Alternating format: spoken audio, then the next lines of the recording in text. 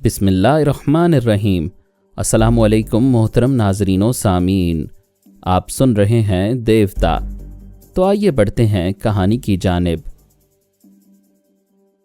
اس نے رجسٹر دیکھ کر نام اور لاہور کا پتہ بتا دیا۔ افسر نے کہا، فرحانہ سے رابطہ کراؤ، اسے کہو کہ انٹیلیجنس کا ایک افسر اس سے بات کرے گا۔ اس کے حکم کی تعمیل کی گئی۔ اسے بتایا گیا کہ اس سے کون بات کرنے والا ہے۔ اس سے پہلے ساجد اسے تمام حالات سے آگاہ کرتا جا رہا تھا۔ وہ جانتی تھی کہ راجر نے ڈی آئی جی سے اور ڈی آئی جی نے انٹیلیجنس کے افسر سے تعاون کی درخواست کی ہے۔ وہ ریسیور اٹھا کر بولی، ہیلو، میں مسز ساجد بول رہی ہوں۔ افسر نے پوچھا، کیا تم لاہور سے تنہا یہاں آئی ہو؟ آپ مجھے تم نہیں آپ کہیں پھر جواب دوں گی۔ اگر تم وی آئی پیز میں سے ہو تو صحیح شناخت پیش کرو، پھر آپ سے مخاطب کروں گا۔ وی آئی پی ہونا ضروری نہیں ہے، شریف اور تعلیم یافتہ افراد ایک دوسرے سے ادب کے دائرے میں گفتگو کرتے ہیں۔ ٹھیک ہے، آپ میرے سوالات کا جواب دیں۔ آپ یہاں تنہا کیوں ہیں؟ شوہر کہاں ہیں جن کا نام ہوٹل کے رجسٹر میں لکھا ہوا ہے؟ یہاں آنے کا مقصد کیا ہے؟ اس ہوٹل میں بے شمار مسافر ہیں، کیا سب سے ایسے سوالات کیے جا رہے ہیں؟ اور اگر آپ کسی شبے کی بنا پر صرف مجھ سے سوال کر رہے ہیں تو پہلے شبے کی نوعیت بیان کریں۔ ہمارے ملک اور معاشرے میں اکیلی عورت کی آزادی پر شبہ کیا جاتا ہے۔ آپ قانون کے اس محافظ سے تعاون کریں، اپنے متعلق سچ بتائیں گی تو بہت سی مصیبتوں سے محفوظ رہیں گی۔ میرا شناختی کارڈ اور ہوٹل کا رجسٹر جو کہتا ہے وہی سچ ہے۔ میں قانون کا احترام کرنے والی شہری ہوں۔ اچھی بات ہے، اگر یہ سچ نہ ہوا تو تم بری طرح پچھتاؤ گی۔ آخر پھر آپ نے مجھے تم کہہ دیا۔ میری سمجھ میں نہیں آتا آپ کیوں مجھ پر جھنجھلا رہے ہیں۔ مجھ سے کھل کر بات کریں، آپ چاہتے کیا ہیں؟ آپ سے ملنا چاہتا ہوں۔ شرط یہ ہے کہ آپ کا تعلق بھی ہمارے شعبے سے ہو۔ وہ حیرانی سے بولی، میرا تعلق اور آپ کے شعبے سے؟ کیا آپ مجھے کوئی جاسوسا سمجھ رہے ہیں؟ اس نے ایک زوردار کہا لگایا، پھر بدستور ہنستی ہوئی بولی، اچھا سمجھی، آپ یہی شبہ کر رہے ہیں۔ واہ، آپ نے کون سی عقل سے یہ سوچا ہے؟ کیا میرا ملک اتنا امیر ہے کہ پرل جیسے مہنگے ہوٹل کے سویٹ میں اپنی ایک جاسوسا کے رہنے کے اخراجات پورے کرے؟ مسٹر، اس وقت میری اٹیچی میں 3 لاکھ روپے ہیں اور میں لاکھوں روپے کے ہیرے موتیوں سے جڑے ہوئے سونے کے زیورات پہنتی ہوں۔ کیا لاہور یا اسلام آباد میں اتنے امیر کبیر مقامی جاسوس پائے جاتے ہیں؟ افسر نے ڈی آئی جی کو اس کی عمارت کے متعلق بتایا۔ ڈی آئی جی نے راجر ولسن سے کہا، اتنی امیر کبیر عورت پاکستانی جاسوسا نہیں ہو سکتی۔ تم وہاں جاؤ اور اس سے اپنا مال واپس لو، میں تمہاری پشت پر ہوں۔ تھوڑی دیر بعد راجر نے ہوٹل میں آ کر اس کے دروازے پر دستک دی۔ وہ بولی، آ جاؤ۔ اس نے اندر آ کر فرحانہ کو دیکھا، پھر پوچھا، کیا تمہیں یقین ہے کہ میں راجر ولسن ہوں؟ ہاں، میں تمہیں پہچانتی ہوں، تمہارے دھندے سے واقف ہوں۔ تم سرحد کی ایک پارٹی کو 50 لاکھ کا سونا دے کر اس کے عوض بے تحاشا اسلحہ حاصل کرو گے، پھر وہ اسلحہ اسلام آباد، لاہور اور کراچی میں اپنے تمام آلائے کاروں کے درمیان تقسیم کرو گے۔ وہ حیرانی سے اسے آنکھیں پھاڑ پھاڑ کر دیکھ رہا تھا۔ فرحانہ نے کہا، یہاں ایک پولیٹیکل مافیا قائم ہوئی ہے۔ اس مافیا کے افراد سیاسی بے چینی پیدا کرنے کے لیے منشیات کی وبا کو عام کر رہے ہیں۔ تم اسلحہ سپلائی کرنے والے ایجنٹ ہو اور جان کارٹر منشیات کی ترسیل آسان بنانے کے لیے یہاں رہتا ہے۔ میں اس پولیٹیکل مافیا کے جان لیزی اور میلی بروکس کو بھی جانتی ہوں۔ یہ دونوں پلان میکرز ہیں، تم سب ان کے اشاروں پر چلتے ہو۔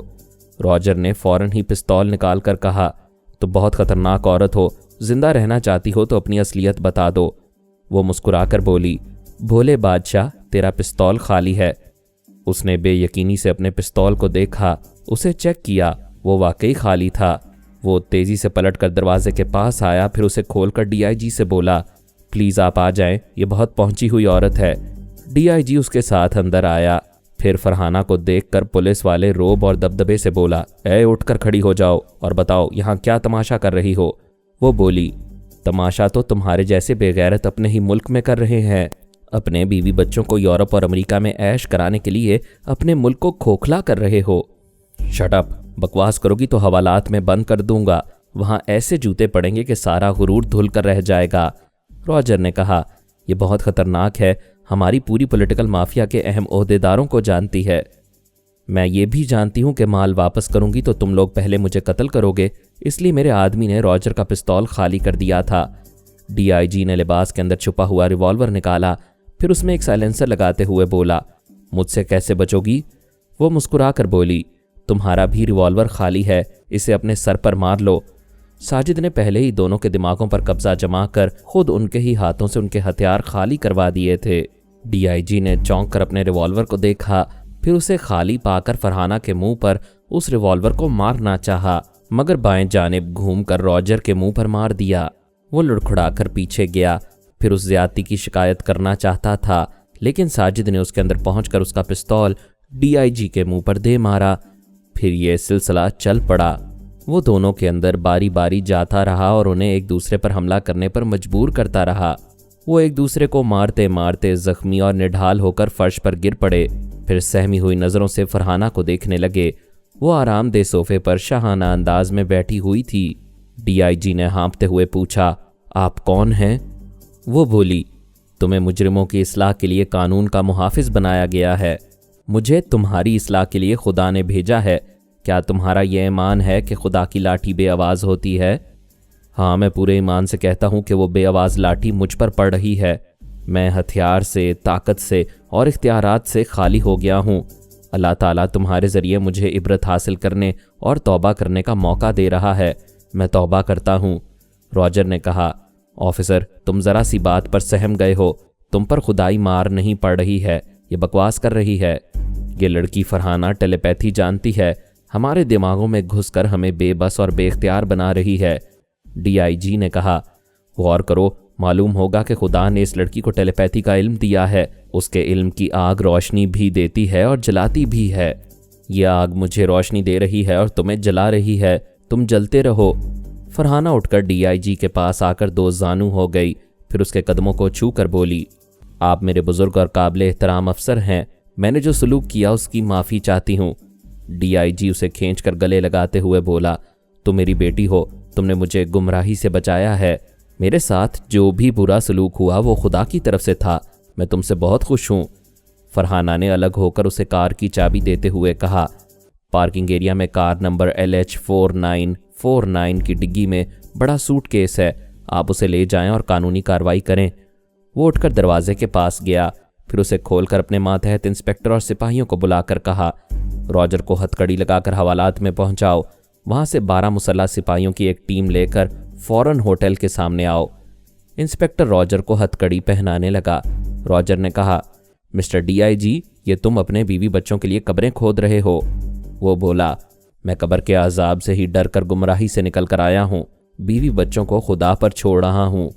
انسپکٹر اسے دھکے دے کر باہر لے گیا۔ فرحانہ نے ڈی آئی جی سے کہا، مجھے معلوم ہے کہ آپ کے بیوی بچے لندن میں ہیں، آپ فکر نہ کریں، میں ان کی حفاظت کروں گی۔ بچے وہاں بدستور اعلیٰ تعلیم حاصل کرتے رہیں گے۔ آپ قانون کی بالادستی قائم رکھنے کے لیے ان غیر ملکی کتوں کو یہاں سے بھاگنے پر مجبور کر دیں۔ ڈی آئی جی نے ریسیور اٹھا کر آئی جی سے رابطہ کیا، پھر کہا، سر میں پولیٹیکل مافیا کے 2 بڑے لیڈرز جان لیزی اور میل بروکس کو گرفتار کرنا چاہتا ہوں، میرے پاس ان کے خلاف ثبوت ہیں۔ آئی جی نے پوچھا، کیا ثبوت ہیں؟ وہ 50 لاکھ کا سونا اسمگل کر کے یہاں لائے ہیں اور سونے کے عوض بے شمار اسلحہ خریدنے والے ہیں۔ میں سونے کے ذخیرے کے ساتھ ان دونوں کی تصاویر کھینچوں گا۔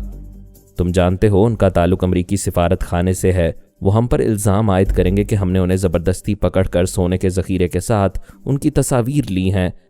کیا آپ چاہتے ہیں کہ ان کے تحریری اور دستاویزی فلمی ثبوت حاصل کیے جائیں؟ اسے بھی کوئی خاطر خواہ نتیجہ نہیں نکلے گا، انہیں صرف اتنی سزا ملے گی کہ وہ پاکستان سے چلے جائیں گے۔ ہم انہیں اپنے قوانین کے مطابق سزا نہیں دے پائیں گے۔ جان لیزی اور میل بروکس کی جگہ دوسرے ایجنٹس آ جائیں گے۔ جب تک یہ سفارت خانہ ہے، پولیٹیکل مافیا کے ایجنٹ آتے رہیں گے۔ سر، ہم پاکستانی پولیس والے پھر کس کام کے لیے ہیں؟ کیا ہم اپنے گھر والوں کو پکڑتے رہیں اور باہر والوں کو چھوڑتے رہیں؟ مجبوری ہے۔ تم نے 50 لاکھ کا سونا پکڑا ہے، یہی بڑا کارنامہ ہے۔ اس سونے کے ساتھ کسی مقامی آدمی کو پکڑ کر اندر کر دو، تمہاری ترقی ہو جائے گی۔ ڈی آئی جی نے ریسیور رکھ دیا، پھر مایوسی سے فرحانہ کو دیکھا۔ ساجد اسے فون پر ہونے والی گفتگو سنا رہا تھا۔ وہ ساجد کی ہدایت کے مطابق بولی، میرا مشورہ ہے آپ بظاہر ہار مان جائیں، میری کار کی ڈگی سے سونا نکال کر لے جائیں، تھانے جا کر راجر سے دوستی کر لیں اور وہ سونا اس کے حوالے کر دیں۔ بیٹی، یہ تم کیا کہہ رہی ہو؟ ایمان کی روشنی دکھا کر پھر بے ایمانی کے لیے کہہ رہی ہو؟ یہ بظاہر بے ایمانی ہوگی، اس کے پیچھے ایمان کار فرما رہے گا۔ آپ اپنے اعلیٰ افسران اور اعلیٰ حکام کے پابند رہیں گے، मैं सोने समेत मुल्क दुश्मन अनासिर को जहन्नम में पहुंचा दूंगी। वो कमरे से चला गया।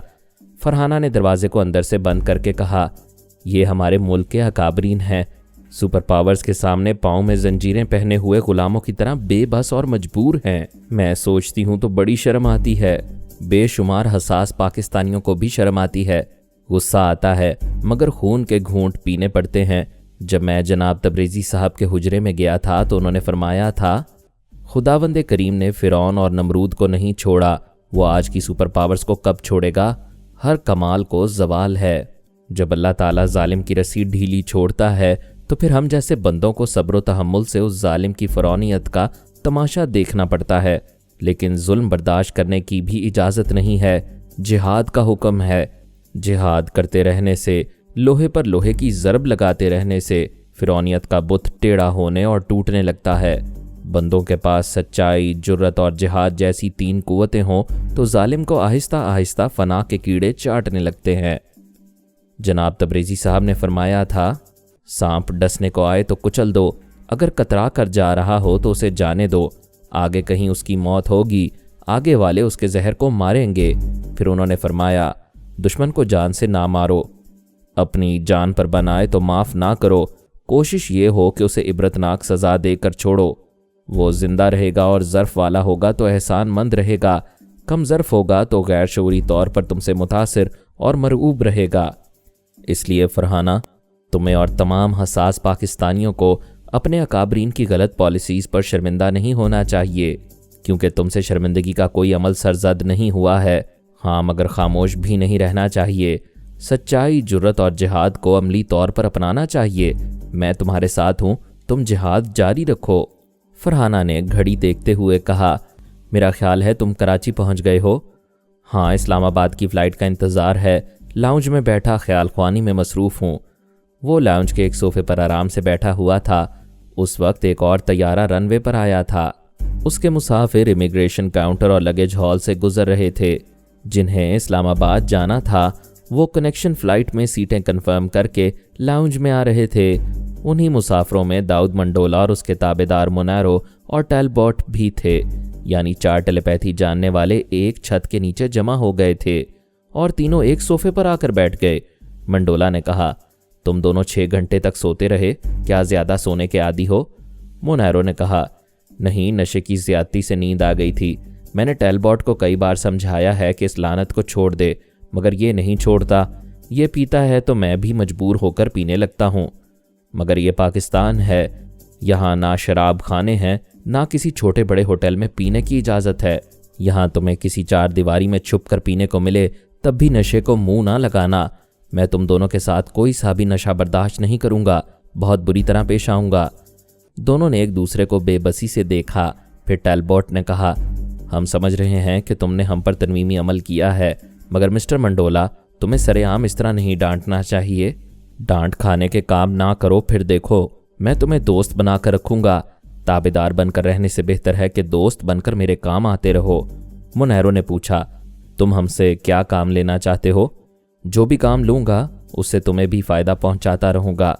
तुम दोनों आइंदा भी ऐशो इशरत की ज़िंदगी गुजारोगे, लेकिन ज़रा पाबंदियों में रहकर। यह अकल तुम्हें आ गई होगी कि बेलगाम रहोगे तो मेरी तरह कोई दूसरा भी तुम्हें ट्रैप कर सकता है। जी हाँ, आइंदा हम मोहतात रहेंगे। अब बताओ, यहाँ इरादे क्या हैं?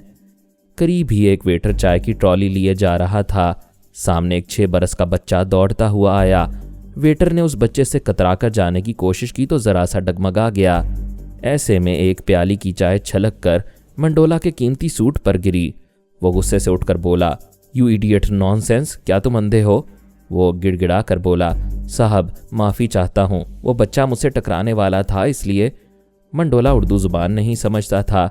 वेटर बच्चे की तरफ इशारा करके कुछ कह रहा था। उसने कहा, यू इडियट, चाहे तुमने गिराया और बच्चे को इल्ज़ाम देता है। उसने थप्पड़ मारने के लिए हाथ उठाया। साजिद ने उसका हाथ पकड़कर पूछा, क्या तुम इसकी ज़ुबान समझ रहे हो कि ये बेचारा अपनी सफाई में क्या कह रहा है? मंडोला ने साजिद को घूर कर देखा, फिर अपना हाथ छुड़ाना चाहा। पता चला कि गिरफ्त बहुत मजबूत है। साजिद ने वेटर से जाने के लिए कहा। जब वो शुक्रिया अदा करके चला गया तो उसने हाथ छोड़कर कहा, वो बेचारा गरीब है, माफ़ी मांग रहा था।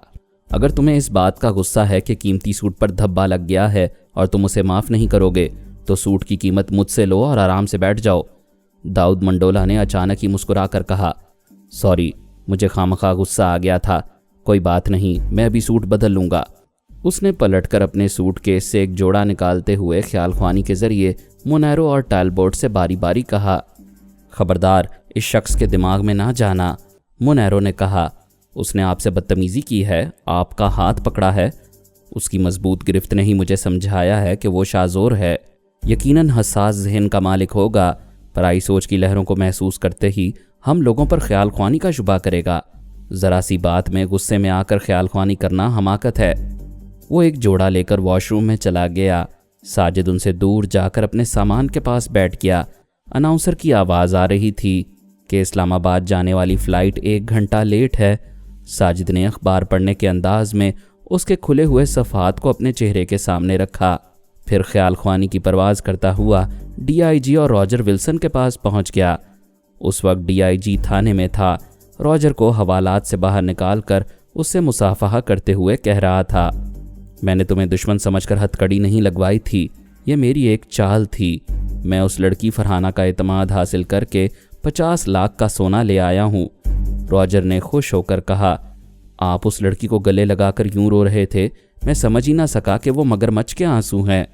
مانتا ہوں آپ نے کمال کی اداکاری دکھائی ہے۔ ڈی آئی جی نے کہا، میں نے وہ سوٹ کیس تمہاری گاڑی میں رکھوا دیا ہے، جہاں چاہو اسے لے جاؤ۔ وہ جانا چاہتا تھا۔ ساجد نے اس کے اندر یہ خیال پیدا کیا کہ پہلے پولیٹیکل مافیا کے پلان میکر جان لیزی اور میل بروکس کو اطلاع دینی چاہیے کہ 50 لاکھ کا سونا واپس مل گیا ہے اور وہ اسلحے کے اسمگلروں سے لین دین کے لیے جا رہا ہے۔ راجر اس خیال کے مطابق تھانے کا فون کا ریسیور اٹھا کر جان لیزی سے رابطہ قائم کرنے لگا۔ ادھر داؤد منڈولا واش روم سے لباس تبدیل کر کے آیا، پھر مونیرو اور ٹیلبوٹ کے درمیان بیٹھ کر کہا، جہاز لیٹ ہے، میں تھوڑی دیر خیال خوانی میں مصروف رہوں گا، مجھے مخاطب نہ کرنا۔ اس نے ایک انگریزی رسالہ کھول کر منہ کے سامنے کر لیا۔ اس کے ٹھیک سامنے 10 فٹ کے فاصلے پر ساجد بھی اسی طرح خیال خوانی میں مصروف تھا۔ منڈولا بھی پرواز کرتا ہوا جان لیزی کے پاس پہنچ گیا۔ اس وقت جان لیزی ریسیور کان سے لگائے کہہ رہا تھا، 50 لاکھ کا سونا واپس مل گیا ہے، یہ واقعی اچھی خبر سنا رہے ہو، لیکن وہ مسز فرحانہ ساجد کون ہے؟ اس نے رانا سرفراز کو الو بنایا، تمہیں اور ڈی آئی جی کو گھن چکر بنایا، آخر وہ چاہتی کیا تھی؟ اس کی اصلیت معلوم کرو۔ راجر نے کہا، مسٹر لیزی، وہ عورت ٹیلی پیتھی جانتی ہے۔ یہ بات سن کر صرف جان لیزی ہی نہیں، اس کے اندر بیٹھا ہوا داؤد منڈولا بھی چونک گیا۔ لیزی نے پوچھا، کیا بکواس کر رہے ہو؟ تم نے کیا نام بتایا؟ کیا ابھی تم نے فرحانہ کہا ہے نا؟ ہاں، اس کا نام فرحانہ ساجد ہے، وہ لاہور سے آئی ہے۔ او گاڈ، پھر تو یہ وہی ہے جس نے ہمارے ٹیلی پیتھی جاننے والے ڈی مورا کو یہاں سے بھاگنے پر مجبور کیا تھا۔ کیا وہ تمہارے دماغ میں آئی تھی؟ ہاں آئی تھی، اس نے مجھے اور ڈی آئی جی کو آپس میں لڑنے پر مجبور کر دیا تھا۔ جان لیزی نے غصے سے دھاڑتے ہوئے کہا، یو بلڈی فول، تمہیں مجھ سے فون پر بات کرنے کی کیا ضرورت تھی؟ وہ میرے دماغ میں بھی آ چکی ہوگی۔ اب میں کیسے معلوم کروں کہ وہ میرے اندر چھپی ہوئی ہے یا نہیں؟ مسٹر لیزی، آپ خامخواہ پریشان ہو رہے ہیں۔ ڈی آئی جی نے اس سے بیٹی کا رشتہ قائم کر کے اسے الو بنایا ہے۔ اس نے جذبات میں آ کر 50 لاکھ کا مال واپس کیا ہے، اب وہ دشمنی نہیں کرے گی۔ وہ جذبات میں نہیں آئی، تم سب الو بن رہے ہو۔ وہ تمہارا پیچھا کرتی ہوئی اسلحے کے اسمگلروں تک پہنچے گی، اس طرح دور تک ہمارے پھیلے ہوئے اعلی کاروں کے اندر جگہ بناتی جائے گی۔ راجر نے کہا، اگر تمہیں یہ شبہ ہے تو ابھی میں اسلحے کی ڈیلنگ نہیں کروں گا، انتظار کروں گا اور اس کی دوستی یا دشمنی کو سمجھنے کی کوشش کروں گا۔ میرا بھی یہی مشورہ ہے، انتظار کرو۔ ہمارا ایک نیا خیال خوانی کرنے والا یہاں آ رہا ہے، وہ فرحانہ سے نمٹ لے گا۔ ادھر راجر ولسن نے ریسیور رکھا، ادھر منڈولا نے کہا، مسٹر لیزی، میں تمہارے پاس موجود ہوں۔ وہ خوش ہو کر بولا، میں تمہیں خوش آمدید کہتا ہوں۔ ویسے تم مجھے کیسے جانتے ہو؟ کیا پہلے میری آواز سنی تھی؟ نہیں، سپر ماسٹر نے تمہاری تصویر دکھائی تھی، تب سے کئی بار تمہارے اندر آ کر دیکھ چکا ہوں۔ یہ ٹیلی پیتھی بھی کیا جادو ہے؟ تم میرے پاس آتے رہے اور مجھے خبر نہ ہوئی۔ ویسے یہاں کب تک پہنچ رہے ہو؟ کراچی آ گیا ہوں، اسلام آباد کی فلائٹ 1 گھنٹہ لیٹ ہے، شاید رات کے 1 بجے تک پہنچوں۔ ساجد نے چونک کر اپنے سامنے سے اخبار ہٹایا اور لاؤنج میں ادھر ادھر نظریں دوڑانے لگا۔ اس نے ابھی جان لیزی کے اندر رہ کر سنا تھا کہ اس کا کوئی خیال خوانی کرنے والا یہاں موجود ہے، وہ بھی اسی فلائٹ سے جانے والا تھا جو 1 گھنٹہ لیٹ ہے۔ وہ کون ہے، کہاں ہے؟ وہاں تقریباً 200 مسافر تھے، ان میں سے آدھے سے زیادہ غیر ملکی تھے، امریکہ اور یورپ کے مختلف ممالک سے تعلق رکھتے تھے۔ ساجد یہ تاڑنے کی کوشش کر رہا تھا کہ ان میں سے کون خلا میں تک رہا ہے، یا آنکھیں بند کیے بیٹھا ہے، یا پھر اخبار یا رسالے پر نظریں جمائے ہوئے ہے۔ ایسے ہی کسی شخص پر ٹیلیپیتھی جاننے والے کا شبہ ہو سکتا تھا۔ داؤد منڈولا جان لیزی کے دماغ سے واپس آ گیا تھا، اپنے منہ کے سامنے سے رسالہ ہٹا کر مونیرو اور ٹیلبوٹ سے باتیں کر رہا تھا، اس لیے ساجد اسے نظر انداز کر رہا تھا۔ باقی مختلف سیٹوں پر 4 مسافر آنکھیں بند کیے بیٹھے تھے، یا سونے کے انداز میں آدھے بیٹھے اور آدھے لیٹے ہوئے تھے۔ کئی مسافر اخبار اور رسالے پڑھ رہے تھے۔ وہ اٹھ کر کھڑا ہو گیا، ٹہلنے کے انداز میں آہستہ آہستہ چلتا ہوا ان افراد کو توجہ سے دیکھنے لگا جن پر شبہ ہو رہا تھا۔ ایک امریکی حسینہ خلا میں تک رہی تھی اور زیر لب مسکرا رہی تھی۔ وہ اس کے سامنے آ کر کھڑا ہو گیا۔ وہ تھوڑی دیر بعد خیالات سے چونک گئی، پھر ساجد کو دیکھ کر بولی، کیا بات ہے؟ وہ بولا، یہی معلوم کرنا چاہتا ہوں کہ بات کیا ہے۔ تو مجھے دیکھ کر مسکرا رہی تھیں، لہٰذا وجہ جاننے کے لیے کھڑا ہو گیا۔ وہ جھینپ کر بولی، مجھے پتہ ہی نہیں چلا کہ میں مسکرا رہی ہوں۔ وہ بہت شریر ہے، خیالوں میں آ کر ہنستا رہتا ہے۔ ساجد وہاں سے اپنی سیٹ کی طرف واپس آتے ہوئے حسینہ کے اندر پہنچا۔ پتہ چلا وہ ٹیلیپیتھی کو نہیں جانتی ہے، اپنے بوائے فرینڈ کو تصور میں دیکھ رہی تھی اور اس کی زندہ دلی یاد کر کے مسکرا رہی تھی۔ وہ اپنی سیٹ پر آ کر بیٹھ گیا، سوچنے لگا، فرحانہ کو بتا دینا چاہیے کہ ڈی مورا کے جانے کے بعد دوسرا دشمن خیال خوانی کرنے والا یہاں آ گیا ہے اور اسلام آباد پہنچنے والا ہے۔ یہ سوچ کر وہ خیال خوانی کرنے لگا۔ داؤد منڈولا نے سوچا، ابھی میں فرصت سے ہوں، مجھے اس خیال خوانی کرنے والے کے متعلق کچھ معلومات حاصل کرنی چاہیے۔ یہ سوچ کر وہ راجر کے پاس پہنچا، اسے مخاطب کیے بغیر فرحانہ سے رابطہ کرنے پر مائل کیا۔ رابطہ ہونے پر راجر نے کہا، مسز فرحانہ، میں راجر بول رہا ہوں۔ ہاں بولو، سن رہی ہوں۔ تمہارے رویے نے الجھن میں ڈال دیا ہے۔ پہلے تو تم ہماری بدترین دشمن تھی، پھر تم نے دوستوں کی طرح وہ مال واپس کر دیا۔ میں پہلے بھی دوست تھی، ٹیلیپیتھی کے ذریعے تم دونوں کی دھنائی کر کے اپنی طاقت کا مظاہرہ کر رہی تھی۔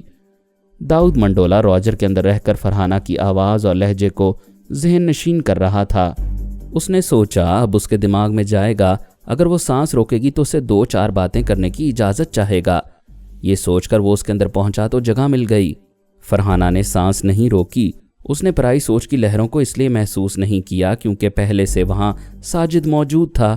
فون پر راجر پوچھ رہا تھا، ہم تمہاری طاقت اور ٹیلیپیتھی کی صلاحیت کے قائل ہو گئے ہیں، کیا ہمارے لیے کام کرو گی؟ کام کرنا ہوتا تو 50 لاکھ کا مال جان لیزی کے پاس خود پہنچاتی اور اپنا حصہ وصول کرتی۔ اب مجھے فون نہ کرنا، میں بہت مصروف ہوں۔ فرحانہ نے ریسیور رکھ کر ساجد سے کہا، تمہارے آتے ہی اس کمبخت کا فون آ گیا۔ ہاں تو تم کیا کہہ رہے تھے؟ کیا دوسرا خیال خوانی کرنے والا یہاں آ رہا ہے؟ ہاں، یہ عجیب اتفاق ہے، وہ بھی اسی فلائٹ سے اسلام آباد پہنچے گا، ابھی اسی لاؤنج میں کہیں موجود ہے۔ میں اسے تاڑنے کی کوشش کر رہا ہوں لیکن وہ نظروں میں نہیں آ رہا۔ داؤد منڈولا ایک دم گھبرا کر دماغی طور پر حاضر ہو گیا۔ وہ نہیں چاہتا تھا کہ فرحانہ کے دماغ میں جانے والا جو اسی لاؤنج میں موجود ہے وہ اسے خیال خوانی کی حالت میں دیکھ لے۔ منڈولا آنکھیں پھاڑ پھاڑ کر وہاں بیٹھے ہوئے مسافروں کو دیکھنے لگا، پھر مونیرو اور ٹیلبوٹ سے سرگوشی میں بولا، یہاں ہمارا ایک خیال خوانی کرنے والا دشمن موجود ہے اور ہمیں ڈھونڈ رہا ہے۔ اس سے پہلے ہم تینوں اسے پہچان لیں اور اسے محتاط رہیں تو ہی بہتر ہے۔ ان دونوں نے بھی حالت کی نزاکت کو سمجھ لیا، اگر دشمن انہیں پہچان لے گا تو خود کو کامیابی سے چھپا سکے گا۔ وہ نہیں چاہتے تھے کہ پہچانے جائیں۔ وہ تینوں اٹھ کر ٹہلنے کے انداز میں آہستہ آہستہ مختلف سمتوں میں چلنے لگے۔ خاموش بیٹھنے والوں، سونے والوں یا اخبارات پڑھنے والوں کو غور سے دیکھنے لگے۔ ادھر فرحانہ نے ساجد سے کہا، جب دشمن وہاں موجود ہے تو تمہیں خیال خوانی نہیں کرنی چاہیے، فوراً واپس جاؤ۔ وہ واپس دماغی طور پر حاضر ہو گیا، اس لیے پہچانا نہیں جا رہا تھا۔ عجیب آنکھ مچولی کا کھیل شروع ہو گیا تھا۔ 2 خیال خوانی کرنے والوں کو ایک دوسرے کی موجودگی کا علم ہو گیا تھا لیکن وہ ایک دوسرے کو پہچان نہیں پا رہے تھے۔ آخر منڈولا نے ایک تدبیر آزمائی، لاؤنج کے ایک گوشے میں جا کر بیٹھ گیا۔ اس نے وہاں کی اناؤنسر کی آواز سن کر اس کے دماغ میں جگہ بنائی، پھر اسے بولنے پر مجبور کیا۔ اٹینشن مسٹر ساجد، آپ کی ایک ٹیلی فون کال ہے، پلیز یہاں آ کر اٹینڈ کریں۔ ساجد نے اس اناؤنسمنٹ کو سنا۔ اناؤنسر نے کئی بار ٹیلی فون کال کے بارے میں ساجد کو پکارا۔ پاکستان میں اسے صرف ایک فرحانہ ہی جانتی تھی۔ اس نے فرحانہ کے دماغ میں آ کر دیکھا۔ اس نے اسلام آباد سے فون نہیں کیا تھا۔ تب اس نے اناؤنسر کے دماغ میں جھانک کر دیکھا۔ وہ اندر سے کچھ پریشان تھی، سوچ رہی تھی کہ وہ ایسی بات کیوں کہہ رہی ہے، کسی ساجد کو کیوں پکار رہی ہے۔ پھر اس نے دیکھا ایک شخص نیند سے اٹھ کر آنکھیں ملتا ہوا اس کاؤنٹر کی طرف جا رہا تھا جہاں اناؤنسر کھڑی ہوئی تھی۔ پھر لاؤنج کے گوشے سے منڈولا اٹھ کر کھڑا ہو گیا تھا۔ اگرچہ وہ اناؤنسر کے دماغ میں موجود تھا، لیکن ذرا قریب ہو کر ساجد کو اس کے چہرے سے اچھی طرح پہچاننا چاہتا تھا۔ اس نے ساجد کو پہچاننے کے لیے جو تدبیر آزمائی تھی اس میں کامیاب ہو رہا تھا۔ وہ شخص اناؤنسر کے پاس آ کر کہہ رہا تھا، میرا نام ساجد ہے، میں فون اٹینڈ کروں گا۔ اناؤنسر نے منڈولا کی مرضی کے مطابق کہا، سوری، آپ نے آنے میں دیر کر دی، دوسری طرف سے رابطہ ختم ہو چکا ہے۔ وہ ساجد نامی شخص اپنی سیٹ کی طرف واپس جانے لگا۔ منڈولا اسے دیکھ رہا تھا، لیکن اس کے دماغ میں نہیں جا رہا تھا، کیونکہ وہ اسے ٹیلی پیتھی جاننے والا ساجد سمجھ رہا تھا اور سوچ رہا تھا کہ اس کے دماغ میں جائے گا تو وہ سانس روک لے گا اور اپنے آس پاس دشمن کی موجودگی سے اور زیادہ محتاط ہو جائے گا۔ اس کے لیے یہ بات باعث اطمینان تھی کہ اس نے ساجد کو پہچان لیا ہے۔ اس کے برعکس ساجد نے اسے دیکھ لیا تھا اور سوچ رہا تھا، یہ تو وہی ہے جو ویٹر کو تمانچہ مارنا چاہتا تھا اور میں نے اس کا ہاتھ پکڑ لیا تھا۔ یہ کمبخت تنہا نہیں ہے، اس کے دو ساتھی بھی ہیں۔ اب اناؤنسر کہہ رہی تھی کہ طیارہ پرواز کے لیے تیار ہے، لہٰذا مسافر حضرات طیارے میں تشریف لے جائیں۔ وہ بیچارہ جو ساجد کا ہم نام تھا، اس کی شاید شامت آ گئی تھی۔ منڈولا، مونیرو اور ٹیلبوٹ اس کے دائیں بائیں اور پیچھے چل رہے تھے۔ طیارے میں بھی اتفاق سے اس کی سیٹ ان تینوں کے قریب ہی تھی۔ ساجد نے سیٹ بیلٹ باندھ کر آرام سے بیٹھنے کے بعد فرحانہ کو مخاطب کیا، میں جہاز میں ہوں، سفر شروع ہو رہا ہے، اللہ نے چاہا تو 1 یا 2 بجے تک پہنچ جاؤں گا۔ وہ بولی، انشاءاللہ 1 بجے سے پہلے ہی پہنچو گے، جہاز اتنا لیٹ نہیں ہوگا۔ وہ لیٹ نہیں ہوگا، لیکن دشمن لیٹ ہونے پر مجبور کر دیں گے۔ میں نے انہیں تاڑ لیا ہے، انہوں نے بھی مجھے تاڑ لیا ہے۔ اللہ خیر کرے، وہ تعداد میں کتنے ہیں؟ 3 ہیں، مگر ایک عجیب بات ہو رہی ہے، اسے اللہ تعالیٰ کی مدد کہنی چاہیے۔ اس طیارے میں میرا ایک ہم نام ہے، وہ تینوں اسے ٹیلی پیتھی جاننے والا ساجد سمجھ رہے ہیں۔ وہ کھلکھلا کر ہنستی ہوئی بولی، پھر تو تم محفوظ ہو۔ ہاں، مگر ہمیں اس پہلو پر غور کرنا چاہیے کہ دشمن کو یہاں میری موجودگی کا علم کیسے ہوا۔ شاید اس نے DIG یا راجر وغیرہ کے خیالات پڑھ کر معلوم کیا ہوگا کہ میں یہاں اپنے شوہر کا انتظار کر رہی ہوں جو کسی بیرونی ملک سے آنے والا ہے، لیکن یہ کیسے معلوم ہوا کہ میں اسی طیارے سے آ رہا ہوں؟ میرا خیال ہے جب میں پچھلی بار تم سے باتیں کر رہا تھا تو وہ تمہارے دماغ میں آیا تھا۔ یہ کہہ کر ساجد دماغی طور پر حاضر ہو گیا، پھر چند سیکنڈ گزارنے کے بعد اس کے پاس آ کر بولا، کیا میرے جاتے ہی تم نے پرائی سوچ کی لہریں محسوس کی تھیں؟ نہیں، میں سوچ رہی تھی کہ تم اچانک کیوں چلے گئے ہو، تمہاری واپسی کا انتظار کر رہی تھی۔ اس کا مطلب ہے وہ ابھی ہمارے درمیان نہیں ہے۔ تم اکثر مجھے تصور میں دیکھتی ہو اور میں تمہیں اپنی صورت و شکل کے متعلق بتاتا رہتا ہوں۔ اب تک میں نے جو کچھ بتایا ہے اس میں 2 اور چیزوں کا اضافہ کر لو۔ ایک تو یہ کہ میری بڑی بڑی مونچھیں ہیں اور دائیں طرف کی مونچھ کے اوپر ناک کے قریب ایک بڑا سا تل ہے۔ توبہ ہے، کیسے بھیانک لگ رہے ہوگے۔ یہ میرا تو نہیں، اس بیچارے بھیانک کا حلیہ ہے جو میرا ہم نام ہے۔ تم آئندہ مونچھوں اور تل کے ساتھ ہی میرا تصور کیا کرو گی، کبھی کوئی پوچھے تو یہی میرا حلیہ بتاؤ گی۔ کیا وہ دشمن تمہارے ہم نام ساجد کے دماغ میں نہیں جا رہا ہوگا؟ شاید نہیں جا رہا ہے، اس لیے وہ اپنے 2 ساتھیوں کے ساتھ اس پر نظر رکھے ہوئے ہے۔ اس کی ایک وجہ یہ ہے کہ وہ اکثر ٹیلی پیتھی جاننے والوں کی طرح اسے یوگا کا ماہر سمجھ رہا ہوگا۔ پھر یہ ہے کہ وہ میرا ہم نام ساجد دوسرے مسافروں کی طرح سگریٹ نہیں پی رہا۔ ساجد دماغی طور پر طیارے میں حاضر ہو گیا۔ جہاز بلندی پر پرواز کر رہا تھا۔ وہ ٹوائلٹ جانے کے بہانے اٹھ گیا، دشمنوں کے قریب سے گزرتا ہوا گیا۔ اس کا ہم نام ساجد آرام سے آنکھیں بند کیے اپنی سیٹ پر سو رہا تھا۔ شاید وہ سونے کا عادی تھا، کیونکہ لاؤنج میں بھی سو ہی رہا تھا۔ اس کی یہ عادت ساجد کے حق میں تھی۔ دشمن سمجھ رہے تھے کہ وہ آنکھیں بند کر کے سونے کے بہانے خیال خوانی کرنے میں مصروف ہے۔ منڈولا اور اس کے دونوں ماتحت یہی سمجھ رہے تھے۔ ان کے پاس اعصابی کمزوریوں میں مبتلا کرنے والی دوا تھی۔ منڈولا نے ایک ایئر ہوسٹس کے دماغ پر قبضہ جما کر اس مضر دوا کی ایک ننھی سی گولی اس کے ہاتھ میں پکڑا دی تھی۔ ہوسٹس نے اس گولی کو اپنے گریبان میں چھپا لیا تھا۔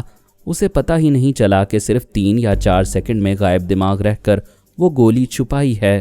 اس کے بعد وہ نارمل ہو کر اپنی ڈیوٹی میں مصروف رہی۔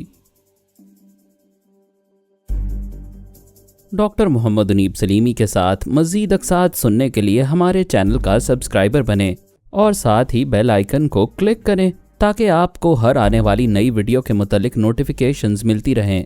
ہماری ویڈیوز کو لائک اور شیئر کریں اور ہمیں اپنی دعاؤں میں یاد رکھیے گا۔ ISI اور پاک آرمی زندہ باد، پاکستان پائندہ آباد۔ ہم پھر ملیں گے انشاءاللہ ایک نئی قسط کے ساتھ۔ تب تک کے لیے اللہ حافظ۔